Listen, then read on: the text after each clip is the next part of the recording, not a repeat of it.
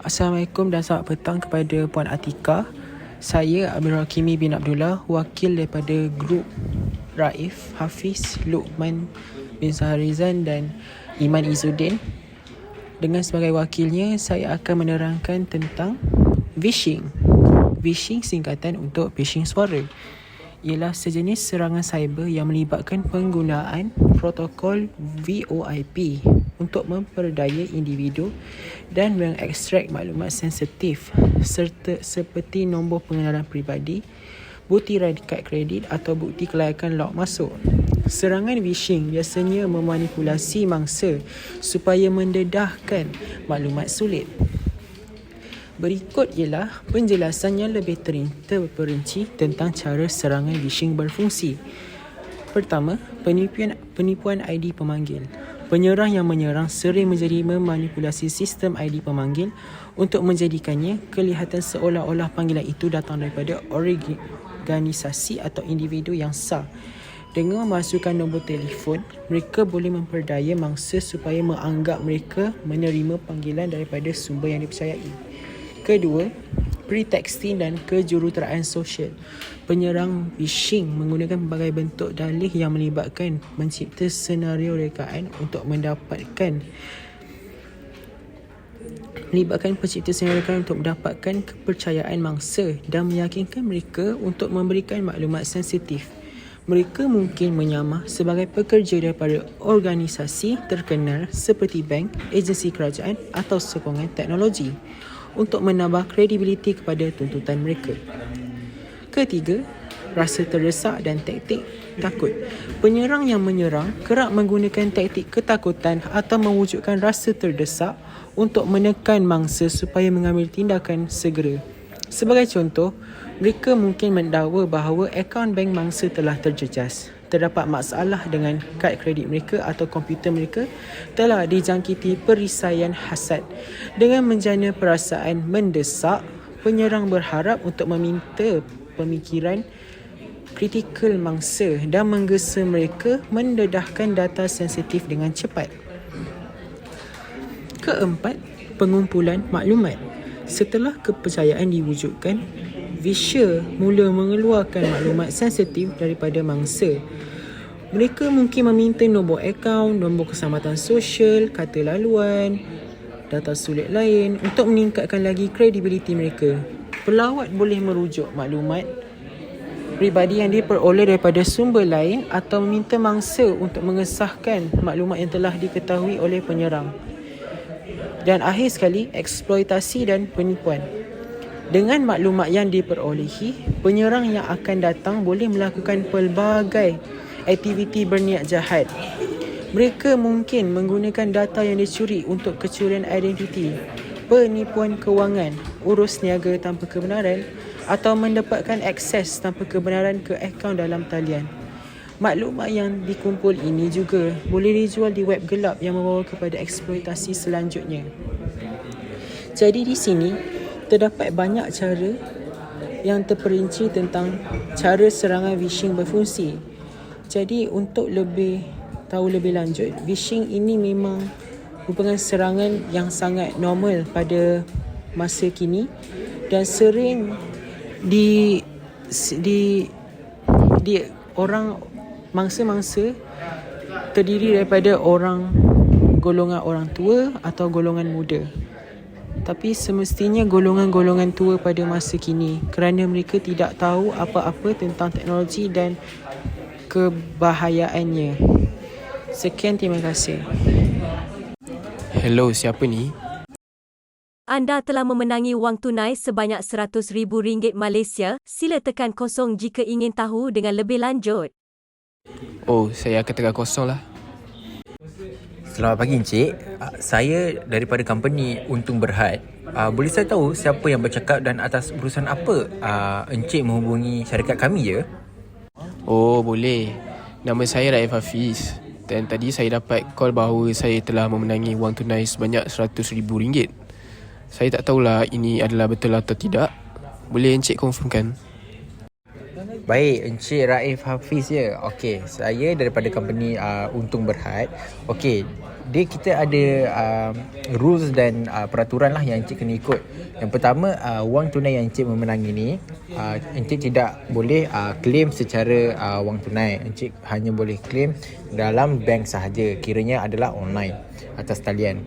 So saya minta nombor akaun bank Encik dan nombor IC. Kemudian untuk memenangi tapi Encik, sebelum Encik nak claim hadiah ni, Encik perlu membayar cukai. Sebab kita di negara Malaysia ni ada cukai. So kiranya kalau Encik sekarang ni menang RM100,000, saya ucapkan tahniah. Tetapi Encik kena bayar cukai sebanyak RM10,000. Encik boleh boleh back in kepada akaun bank syarikat kami, dan duit kami akan terus transfer kepada Encik. Boleh Encik Raif? Oh, boleh. Nombor akaun saya ialah 333-619-015436. Nombor IC saya pula ialah 021020160299. Saya juga nak tanya, bila saya transfer RM10,000 itu, adakah Encik akan terus bagi duit ataupun saya kena tunggu sekejap? Okey Encik Raif, saya akan bagikan nombor akaun company saya. Encik boleh terus transfer dekat situ RM10,000. Kemudian duit tu akan ambil masa dalam 2 ke 3 hari. Tapi kalau Encik tambah lagi RM1,000, Encik akan kita akan transfer duit itu kepada Encik sekarang juga. Oh, jika begitu saya akan tambah lagi RM1,000 lah. Okey, baiklah Encik Raif, terima kasih. Okey, kalau macam tu saya akan siap-siapkan barang dan dokumen Encik. Encik tunggu sebentar Okey.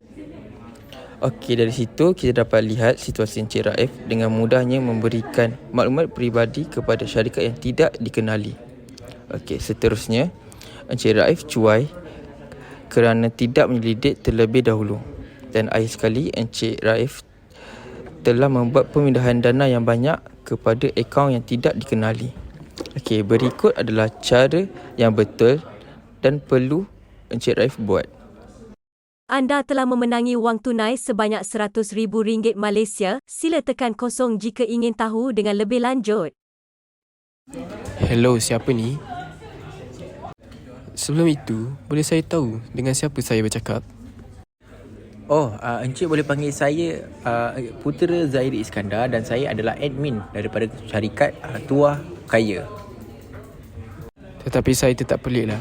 Bagaimana Encik boleh tahu nombor saya dan bagaimana saya boleh menjadi pemenang sedangkan saya tidak pernah daftar dalam apa-apa peraduan? Jikalau saya betul-betul menang, kenapa Encik tidak tahu nama saya? Dia macam ni Encik. Syarikat saya telah memilih Encik sebagai pemenang walaupun Encik tak daftar kerana pemenang ini kita ambil secara random. Encik ada menggunakan nombor perkhidmatan Maxis bukan? Jadi kami bekerjasama dalam syarikat Maxis dengan syarikat Maxis untuk mengadakan peraduan di mana pengguna paling lama akan menang RM100,000 Malaysia. Dan pemilihan pemenang adalah secara rawak. Jadi Encik telah memenangi. Dan kerana kami tidak boleh menanya tentang maklumat peribadi kepada pelanggan, jadi disebab itu kami akan tanya kepada Encik sendiri. So boleh Encik bantu saya? Bekerjasama dengan syarikat Maxis? Sangat janggal lah. Boleh saya tahu lokasi syarikat Cik di mana? Sebentar ya Encik, ada panggilan lain masuk. Okey, itu adalah cara yang betul untuk mengatasi masalah skamer. Okey, kita dapat lihat Encik Raif menanyakan maklumat ke atas syarikat yang menghubungi Encik Raif tadi. Okey, seterusnya Encik Raif tidak semudah-mudahnya memberikan apa-apa maklumat peribadinya kepada sesiapa yang tidak dikenali. Okey, skamer itu bijak, tetapi kita sebagai pengguna perlulah lebih bijak. Akhirnya, kawan-kawan saya telah pun menyiapkan lakonan untuk tugasan situasi phishing mereka. Jadi, untuk melindungi diri anda daripada serangan yang melanda, ia adalah sangat penting untuk mengikuti langkah pencegahan berikut. Pertama, individu perlulah bersikap skeptikal. Apa itu skeptikal? iaitu berwaspada apabila menerima panggilan yang tidak diminta dan elakkan memberikan maklumat sensitif, melainkan anda boleh mengesahkan identiti pemanggil secara bebas. Kedua, sahkan pemanggil.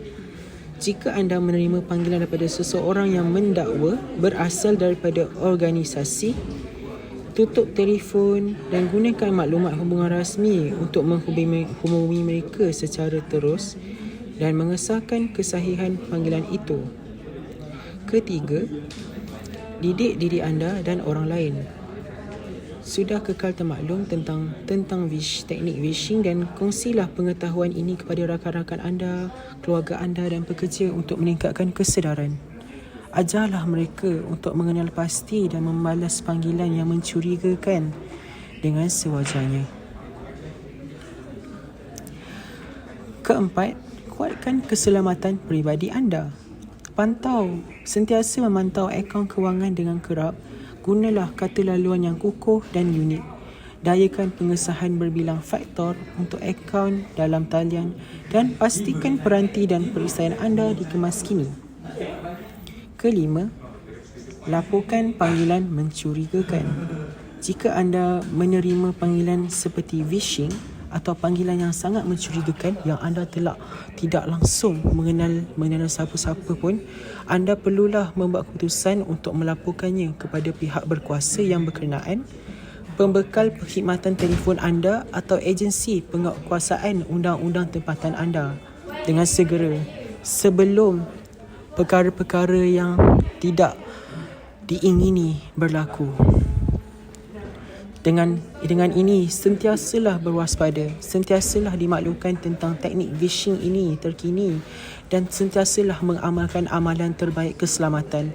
Anda boleh meminimumkan risiko menjadi mangsa phishing dan melindungi maklumat sensitif anda dengan segera. Sekian, terima kasih. Itu daripada saya, Wakil Grup.